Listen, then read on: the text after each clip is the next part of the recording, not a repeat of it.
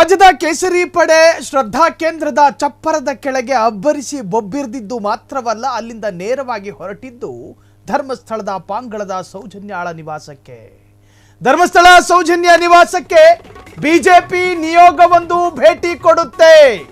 ಶ್ರದ್ಧಾ ಕೇಂದ್ರದ ಚಪ್ಪರದ ಕೆಳಗೆ ಅಬ್ಬರಿಸಿ ಬೊಬ್ಬಿರಿದು ವಿಜಯೇಂದ್ರದ ನೇತೃತ್ವದಲ್ಲಿ ನೇರ ಹೋಗಿದ್ದು ಹೋಟೆಲಿಗಲ್ಲ, ಸೌಜನ್ಯಾಳ ಮನೆಗೆ.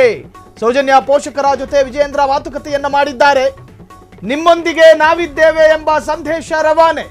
12 ವರ್ಷದ ಹಿಂದೆ ಇಲ್ಲದೆ ಇರೋದು ಈಗ ಹೆಂಗ್ ಬಂತು ಅಂತ ಅವರಿಗೂ ಅನುಮಾನ. ಸೌಜನ್ಯಗೆ ನ್ಯಾಯ ಕೊಡಿಸಿ ಕುಸುಮಾವತಿ ಮನವಿ ಮಾಡಿಕೊಂಡಿದ್ದಾರೆ. ವಿಜಯೇಂದ್ರಗೆ ಸಂಸದ ಬ್ರಿಜೇಶ್ ಚೌಟಾ ಕೂಡ ಸಾಥ್ ಕೊಟ್ರು. MLC ಡಾಕ್ಟರ್ ಧನಂಜಯ್ ಸರ್ಜಿ, ಜಿಲ್ಲಾಧ್ಯಕ್ಷ ಸತೀಶ್ ಕುಂಪಳ ಸಾಥ್ ಕೊಟ್ರು. ಇದೇ ಮೊದಲ ಬಾರಿಗೆ ಸೌಜನ್ಯ ಮನೆಗೆ ವಿಜಯೇಂದ್ರ. ಧರ್ಮಸ್ಥಳ ಫೈಲ್ಸ್ ಕೇಸ್ ಸದ್ದು ಮಾಡ್ತಿರುವಾಗ ಮಹತ್ವದ ಡೆವಲಪ್ಮೆಂಟ್ಗಳಾಗಿದೆ. ಸೌಜನ್ಯ ನಿವಾಸಕ್ಕೆ ಹೋಗಿದ್ದು ಕೇಸರಿ ಪಡೆ ಅರ್ಥಾತ್ ರಾಜ್ಯ ಬಿಜೆಪಿಯ ನಿಯೋಗ.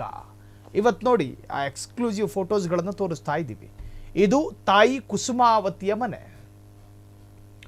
12 ವರ್ಷದ ಹಿಂದೆ ಸೌಜನ್ಯಾಳ brutal rape and murder case ನಡೆದಾಗ ಈ ರಾಜ್ಯದಲ್ಲಿ ಆಡಳಿತದಲ್ಲಿದ್ದು ಕಮ್ಯುನಿಸ್ಟ್ ಅಲ್ಲ, ಕಾಂಗ್ರೆಸ್ JDS ಮೈತ್ರಿ ಸರ್ಕಾರ ಅಲ್ಲ, ಇದೇ ಬಿಜೆಪಿ.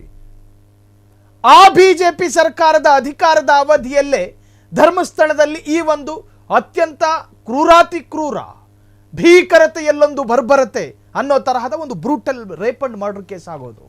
ಆಗ ಗೃಹ ಸಚಿವರಾಗಿದ್ದು ಈಗಿನ ವಿಪಕ್ಷ ನಾಯಕ ಆರ್ ಅಶೋಕ್ ಅವರೇ. ಯಾವೊಬ್ಬ ನಾಯಕನೂ ಕೂಡ ಆ ಸಂದರ್ಭದಲ್ಲಿ ಆ ನಿವಾಸಕ್ಕೆ ಭೇಟಿ ಕೊಟ್ಟಿರಲಿಲ್ಲ. ಅದಕ್ಕೆ ಅದರದೇ ಆದಂತಹ ಪೊಲಿಟಿಕಲ್ ರೀಸನ್ಗಳಿದ್ದಾವೆ.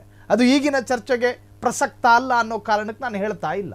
ಸೊ ವಿಜಯೇಂದ್ರ ಅವರ ಭಾಷಣದ ಒಂದೊಂದು ಸಾಲುಗಳು ಕೂಡ ಎದುರಿದ್ದಂತಹ ತರುಣರ ಆತ್ಮಕ್ಕೆ ಅದು ಬೇರೆ ಬೇರೆ ತರಹದ ಚಿಂತನೆಗಳನ್ನು ಮೂಡಿಸುತ್ತೆ. ಅವರ ಸಾಲುಗಳಲ್ಲಿ ಒಂದು ತರಹದ ಭೀಮಾಕಾರದ ಬೆಂಕಿಯ ತೀವ್ರತೆಗಳಿತ್ತು. ಅದೇನೇ ಇರಲಿ, ಸೊ ಸೌಜನ್ಯಾಳ ಮನೆಗೆ ಭೇಟಿ ಕೊಟ್ಟಿದ್ದಾರೆ. ನ್ಯಾಯಾಂಗ ವ್ಯವಸ್ಥೆಯಲ್ಲಿ ಮುಂದಿನ ಹೆಜ್ಜೆಗಳನ್ನು ಹೆಂಗಿಡಬೇಕು, ಅವಕಾಶಗಳಿದ್ದಾವೆ ನೋಡ್ರಿ. ಒಂದು ಅಪರಾಧ ಕೃತ್ಯವನ್ನು ಒಂದೇ ಬಾರಿ ಇನ್ವೆಸ್ಟಿಗೇಷನ್ ಮಾಡೋದಕ್ಕೆ ಸಾಧ್ಯ ಅನ್ನೋ ನಿಯಮಗಳ ನಡುವೆ ಎರಡೆರಡು ಬಾರಿ ಒಂದು ಅಪರಾಧ ಕೃತ್ಯದ ಇನ್ವೆಸ್ಟಿಗೇಷನ್ ನಡೆಯೋದಿಲ್ಲ.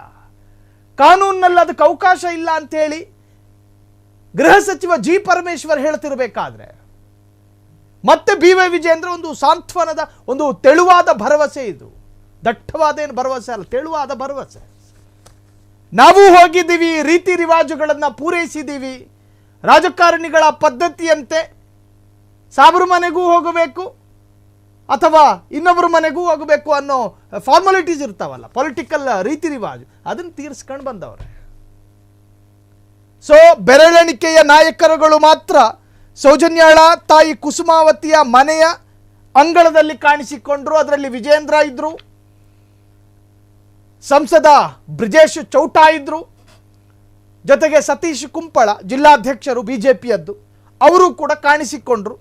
ಸ್ಕ್ರೀನ್ ಮೇಲೆ ಆ ಫೋಟೋಸ್ಗಳನ್ನು ಗಮನಿಸ್ತಾ ಇದ್ದೀರಿ. ಕುಸುಮಾವತಿಯ ಬಳಿಯಲ್ಲಿ ಒಂದಷ್ಟು ಆಶ್ವಾಸನೆಯನ್ನು ಕೊಟ್ಟು ಬಂದಿದ್ದಾರೆ.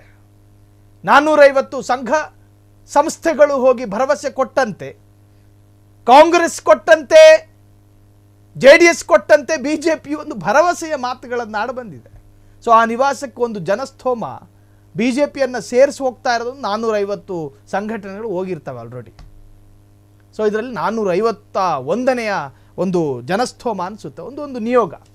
ಸೊ ಇವತ್ತು ಒಂದು ಭರವಸೆ ಕೊಟ್ಟಿದ್ದಾರೆ. ಈ ಭರವಸೆ ಕುಸುಮಾವತಿ ಹೆಂಗೆ ಸ್ವೀಕರಿಸಿಕೊಂಡ್ರೂ ಅರ್ಥ ಆಗ್ತಾ ಇಲ್ಲ. ಒಟ್ಟಾರೆ ಈ ಡೆವಲಪ್ಮೆಂಟ್ ಇವತ್ತು ನಡೆದಿದೆ ಧರ್ಮಸ್ಥಳದಲ್ಲಿ. ಕ್ಷಣ ಕ್ಷಣದ ಸುದ್ದಿಗಳಿಗಾಗಿ ಫ್ರೀಡಂ ಟಿವಿ ಸಬ್ಸ್ಕ್ರೈಬ್ ಮಾಡಿ, ಲೈಕ್ ಮಾಡಿ ಹಾಗೂ ಫಾಲೋ ಮಾಡಿ. ಹೊಸ ಸುದ್ದಿಗಳ ನೋಟಿಫಿಕೇಶನ್ಗಾಗಿ ಬೆಲ್ ಐಕಾನ್ ಮೇಲೆ ಕ್ಲಿಕ್ ಮಾಡಿ.